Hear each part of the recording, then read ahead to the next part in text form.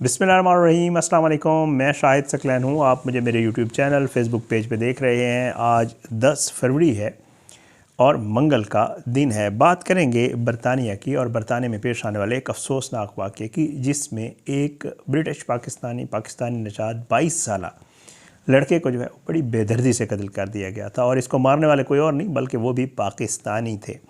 ये वाक़या महज जो सामने आया, अभी तक जो कोर्ट में ट्रायल हुआ और जो कुछ हुआ, इसमें कत्ल तो साबित हो गया, लेकिन ये समझ नहीं आ सकी कि आखिर बात क्या थी जिसकी वजह से ये सब कुछ हुआ।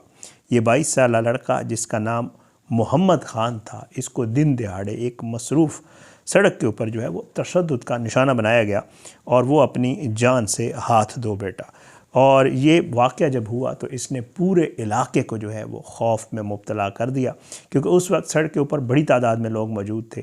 वहाँ पर CCTV फुटेजेस भी थी। वहाँ पर लोगों ने मोबाइल फ़ोन में भी इस सारे वाक़ये को जो है वो फिल्माया और फिर उसके बाद वही CCTV फुटेजेस और जो मोबाइल फ़ोन की वीडियोज़ थी वो रखी गई। कोर्ट में ट्रायल हुआ और अब जो है इनको सज़ा हुई है। ये सारा वाक़या क्या था, कैसे हुआ और अब इसकी क्या लेटेस्ट मामला है, वो आपके साथ शेयर करेंगे।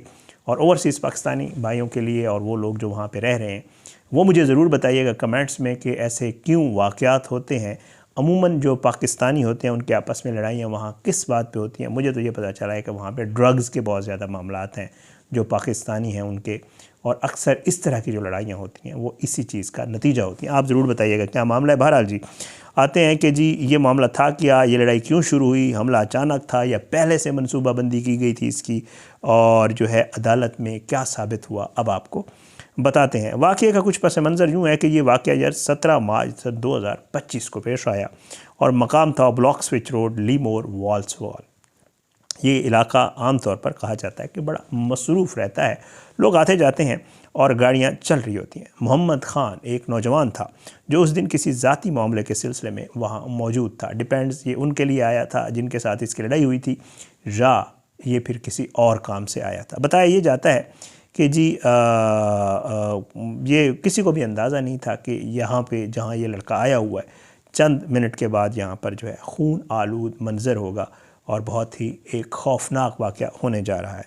अदालत में जो शवाहिद पेश किए गए उसके हवाले से असल वाक़या क्या था वो आपके सामने रख देता हूँ।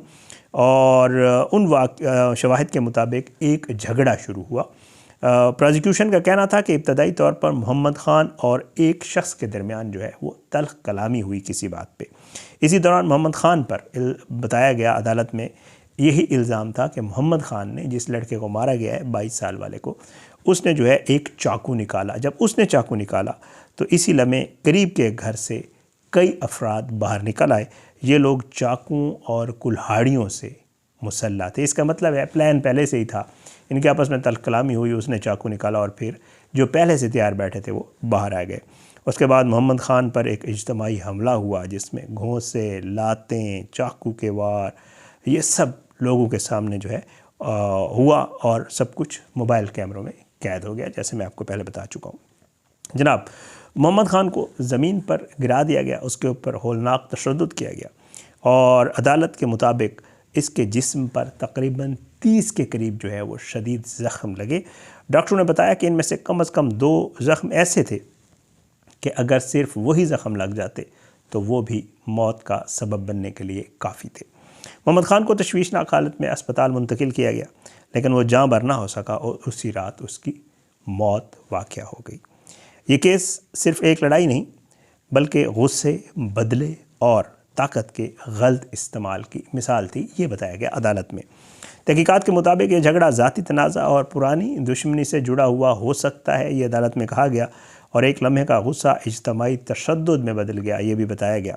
पर यहाँ पर एक अहम सवाल भी उठाया गया कि अगर लोग बीच बचाव करते, अगर हथियार इस्तेमाल ना होते तो क्या एक जान बच सकती थी या नहीं, ये भी वहाँ पे सोचा गया। ये केस वुल्वरहैम्पटन क्राउन कोर्ट में पेश आया और अदालत में CCTV फुटेजेस और मोबाइल वीडियोस ये दिखाई गई।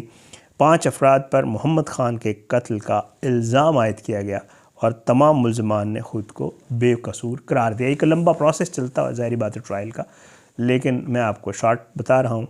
तमाम मुल्ज़मान ने ख़ुद को बेकसूर करार दिया। दिफा का मौका था कि ये वाक़या जो है جو ڈیفنس لائر تھے جو ملزمان کو ڈیفینڈ کر رہے تھے، ان کا یہ موقف تھا کہ کیونکہ پہلے محمد خان نے حملہ کیا تھا، اس لیے انہوں نے جو کچھ بھی کیا یہ اپنے ڈیفنس میں کیا، انہوں نے نہیں یہ حملہ کیا بلکہ ان پہ حملہ کیا گیا اور پھر انہوں نے اپنا دفاع کیا، یہ کراؤن کورٹ میں بتایا گیا۔ اور جبکہ استغاثہ جو کہ مقتول کی طرف سے پیش ہوئے وکیل، انہوں نے یہ کہا کہ تشدد جو ہے وہ حد سے تجاوز کر گیا اور یہ سیدھا ایک قتل کا کیس ہے۔